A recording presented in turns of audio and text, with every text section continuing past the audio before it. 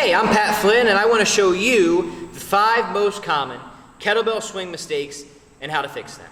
This is the Pat Flynn Show, and I'm Pat Flynn. Let's do it.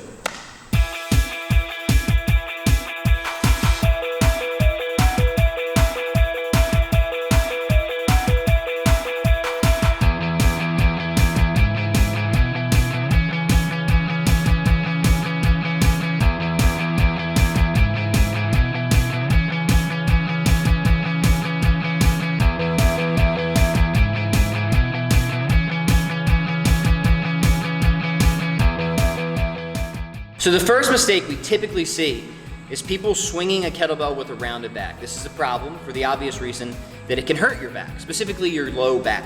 So to fix this, when we're swinging, we want to make sure we're keeping a proud chest. So imagine that you have some lettering on the front of your shirt. If somebody is standing in front of you, they should be able to read that lettering. Also, I want you to imagine when you're swinging a kettlebell that there's a broomstick on your back. There should be a straight line from the back of your head right down through your tailbone. This is what's called maintaining a neutral spine, and it's going to ensure that we achieve the maximum amount of efficiency and power generation through the movement while maintaining a safe posture in our back. The second mistake we'll see in the kettlebell swing is that people will tend to squat rather than hinge the movement. In a squat, the butt goes down.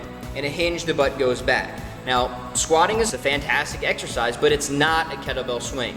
In the kettlebell swing, we're trying to load the posterior chain, the hamstrings, the butt, and the lower back. The idea here is that a kettlebell swing should resemble a broad jump, meaning we're leaping outward.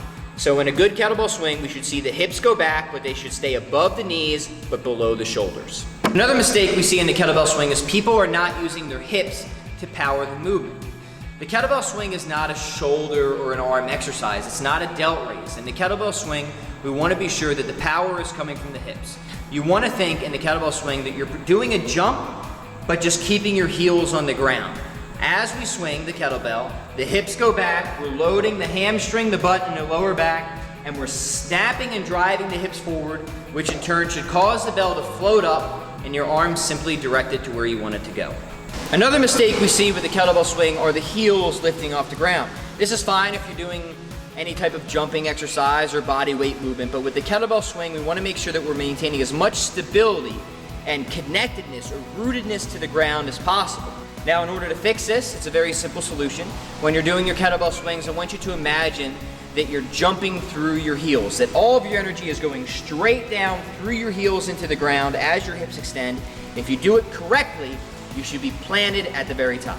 So the last mistake we see with the kettlebell swing is people swinging overhead. There's a few reasons why you might not want to do this. Number one, remember, is that like the broad jump, in the kettlebell swing, we want to project the force out, not necessarily up. If we want to go overhead, we should do something like a snatch. Secondly, is when people go overhead in the kettlebell swing, they typically have very limited shoulder mobility in this position, and that causes them to compensate by overarching their low back, which in turn may lead to some unnecessary injury or inefficiency. So, when we're swinging a kettlebell, the goal should be, again, to project the force out, to let the kettlebell float to about eye level, and then send it back down for the next rep. Those were the 5 most common kettlebell swing mistakes and how to fix them.